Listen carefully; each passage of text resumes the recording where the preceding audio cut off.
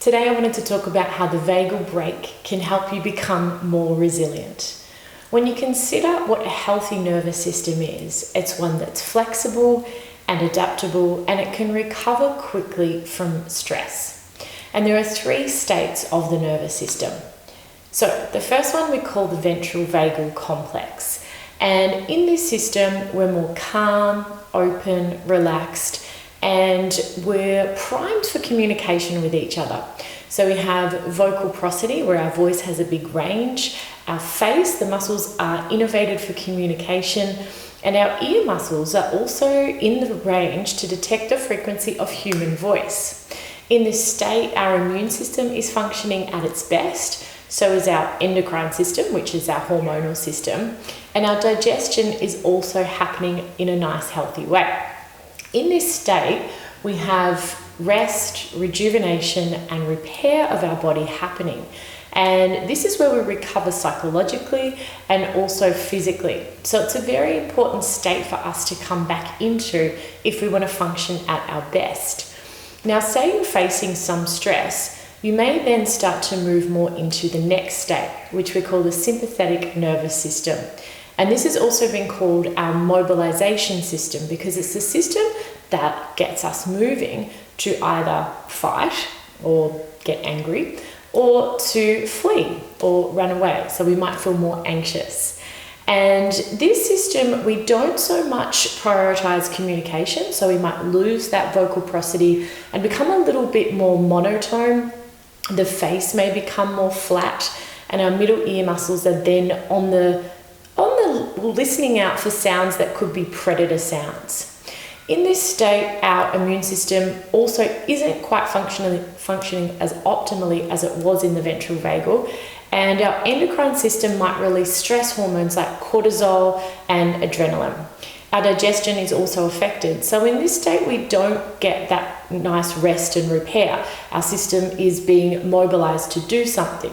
You could think of this as when you get angry at someone and you feel that urge of energy coming up that's telling you to say what it is that you need to in order to set a boundary.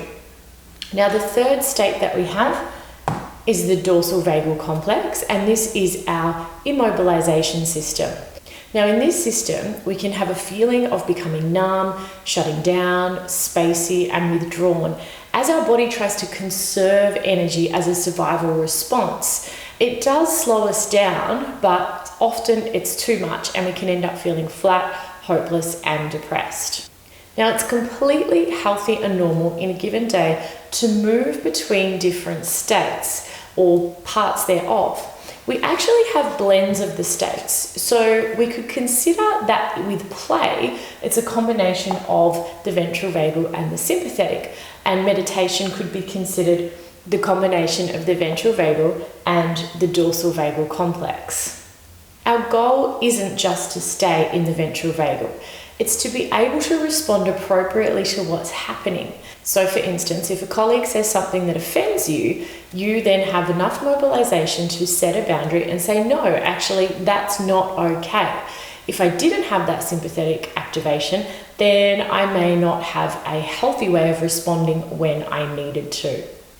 Following trauma or periods of chronic adversity, it can be harder to return back to this ventral vagal complex, or to keep some of its energy there as we move into the other states. So then when we go to engage in things that might be playful, it can end up resulting in a strong feeling of fear.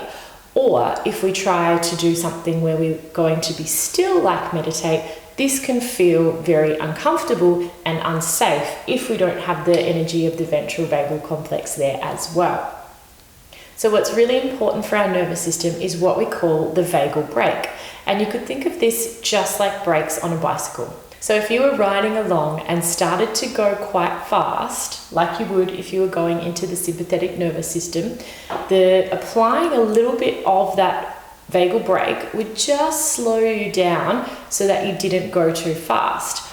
This you can think of if you wanted to focus on something and bring more energy to a task. You would just gently release the vagal brake so that your nervous system would go a little bit faster and deal with what is the task that's there.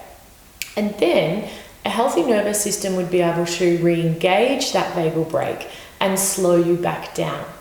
Now, we know that following trauma, the vagal brake can be affected so that it's not just relaxed when we want more energy, but it can be completely released. And this is what leads to a fight or flight response. We have cortisol and adrenaline released. We have all the anxiety, the racing thoughts, and the feelings that something really bad is going to go wrong.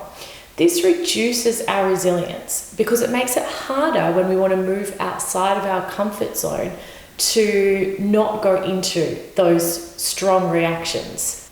Then our way of slowing ourselves down is we end up using the dorsal vagal complex, which with strong fear ends up taking us into that sense of shutdown. It's a brake that's not accurate, and it's often too strong for what we actually need to slow our physiology down. So the key to building resilience really comes down to learning how to release enough of the vagal brake so that your nervous system can go faster for things like focus and play, and to also re-engage after that time is finished. So applying a little bit more of that brake and slowing us down so that we're going at the appropriate speed for the conditions that we're facing. A healthy brake has been shown by science to be linked with increased psychological and physical well-being.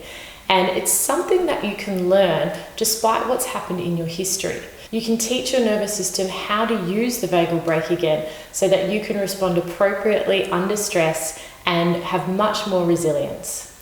If this is something that you'd like to learn more of, I'll be linking below the video details of how you can get started with learning more. Thanks so much for watching.